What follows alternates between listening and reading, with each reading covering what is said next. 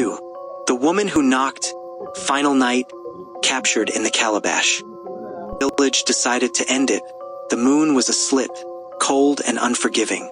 Lanterns bobbed like trapped fireflies as families closed doors and leaned against walls that trembled with fear. Every breath smelled of smoke and palm oil. Every shadow looked like a waiting hand. They met at the old shrine, where the red cloth still smelled of last month's sacrifice. The priest's eyes were hollow. The hunters' hands shook as they pulled nets and ropes from the hut. Children were bundled inside, eyes like frightened birds. This was to be a trap, not for a woman who could be held, but for what lived between her name and the dark. Salt first, the priest murmured. He scattered it in a perfect circle, each grain a tiny white tooth against the earth.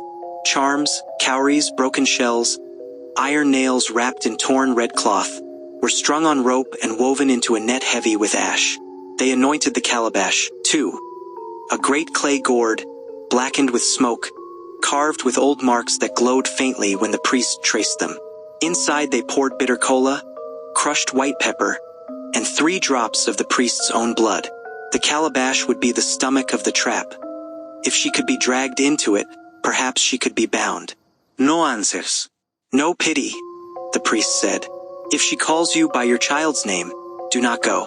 If she calls the lost, do not step outside the circle. They waited. At first there was only the swamp sound, frogs, the distant buzz of insects. Then, like a nail-tapping bone, it began. Tuk, tuk, tuk. It came from the path where Ngozi had vanished the first night. The sound moved slowly, patient as tide. Between the trees a silhouette unfolded, thin, sodden hair plastered to a pale face, dress dripping with swamp water that hissed as it hit the earth. She walked with an ungainly grace, like a reed pushed by a current. The hunters lifted their torches. The light caught her face and the village froze. Eyes like coal, lips darker than the night. Her smile folded too wide, revealing teeth that seemed to refract the lamplight into small, fractured moons. She stopped at the edge of the salt circle and knocked.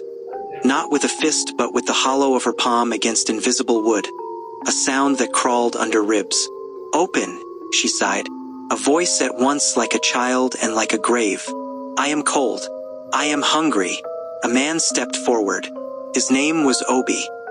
He was the first to throw the net, heavy with iron and puppied with the priest's charms, across the pale figure. The net struck her shoulder, and for a heartbeat it looked as though the trap had teeth. She stumbled, then folded, and her body thinned like smoke being pulled. They hauled. Men at the net strained, chanting the old verses. The priest circled the Calabash, reciting names no one else remembered, each syllable a chain. For a moment, a thin, breathless instant, they felt victory. The net trembled. The Calabash waited. The priest lifted the rim. Then the air changed. A scream tore out of Ngozi. Not from a throat, but from the marrow of the swamp itself. The smell of rotting leaves and a child left in rain hit the men. Hands reached through the net like roots. The hunters realized too late. She did not move alone. The net was full of fingers, not all the same, not all human. Obi's feet lifted from the ground as if an unseen hand had gripped his ankles. He dragged backward into the dark, and something cold licked his ear. When he turned, his face was not his face for more than a blink. A dozen other faces flashed across his skin. A laughing woman, a boy with bruised knees, a woman mourning. He screamed, and the scream contained those other voices, syllables of sorrow and hunger braided together. They forced the net toward the Calabash. 2 men shoved a wooden paddle into the gourd as if to shepherd a fish. The priest shouted names, commands, while the moon watched like a judge. Ngozi's weight thudded into the Calabash. For a second it sounded like rain inside a hollow pot. The men clamped the lid on, but the lid was not solid. It rattled as if something tried to speak through wood. The priest wrapped the Calabash in chains, bound it with iron, and smeared the sealing paste, palm oil, bitter cola, and a last crushed charm. They carried it to the center of the circle. The villagers cheered, a wet, desperate sound. Children peered from windows.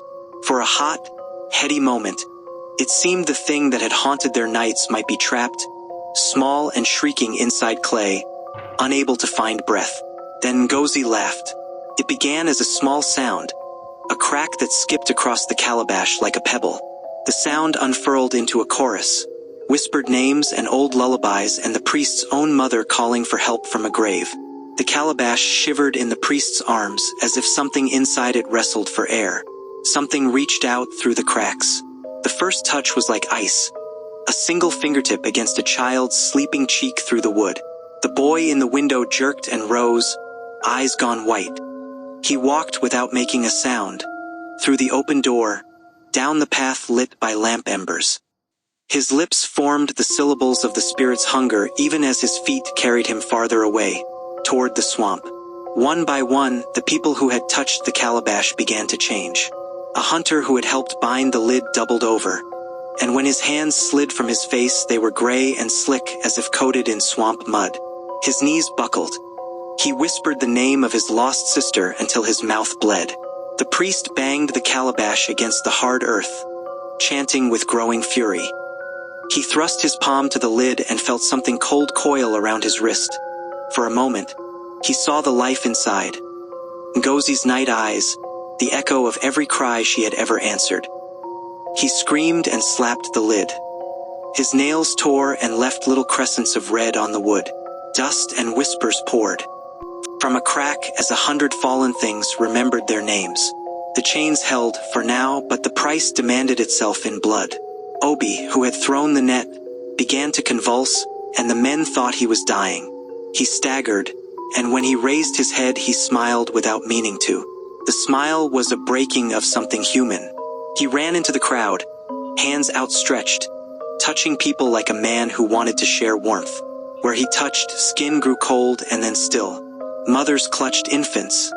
The infants did not cry. One by one, neighbor to neighbor, brother to brother, they fell silent as Ngozi's touch moved through them, a spreading chill. Panic swallowed order. Lanterns were overturned. Swearing and prayer tangled so that the old words meant nothing. The priest licked the paste off his fingers and drank it like a sacrament of desperation. But the calabash thudded on the ground, still restless as a caged animal. By dawn, the village was a chorus of breaths slowing to halt. The priest lay with his head against the shrine stone, his mouth forming one final verse of binding. He had clutched the calabash to his heart and chanted until his voice was a rasp. When his voice failed, he forced his blood into the sealing paste with the nail of his thumb and hammered the lid thrice with a small iron hammer blessed at midnight. The chains were sealed, the paste dried into a black crust, and the calabash was heavy. It sat in the center of the salt circle like an altar. Around it the bodies lay, some in the priest's embrace, some scattered like dolls, eyes wide with the last thing they had seen. The woman, smiling, stepping into the dark. They had captured her. The calabash contained the thing. It rattled sometimes, as if shifting its body inside the clay. Once, as the remaining villagers, 5 in all, gathered to bury the bodies, the calabash trembled and a soft knocking came from the lid. 3 slow knocks, patient as a tide. The priest, the last of his breath and blood, raised the calabash and spoke to it as one would speak to a sleeping child. "Stay," he said, fingers leaving a wet print on the clay. "Rest, rest and never walk again." And for a time there was silence. But the final horror was not the bodies or the screams. It was what the calabash had kept. When they wrapped it in the old red cloth and lowered it into the well beneath the shrine, one of the young men, the one who had poured the bitter cola, swore he heard a whisper under the water, as faint as a tide against a shell. "Ngozi!" The voice breathed from the clay. "I am cold. I am hungry." The young man went home and lay awake by his child's bed, watching the dark as if it were a mouth. He woke with his fingers blackened and his child gone. They killed by capturing. They captured by killing. The calabash sat in the well, heavy with a thing that had tasted their lives and learned the texture of their bones. Sometimes, on nights when the moon is a thin knife and the swamp smells like old rain, the calabash hums against the stone. If someone leans close to the well and listens, They can hear the faint sound of knocking, patient as tide, and beneath it, unmistakable, a voice that is both a mother and a grave, saying only one thing: open the door. The village learned that traps could hold a spirit for a while. They learned, too late, that binding a thing to a vessel sometimes only teaches it how to be smaller, quieter, and more hungry. The calabash waits, and somewhere in the dark, the woman who knocks counts the days like teeth. Subscribe for more African stories.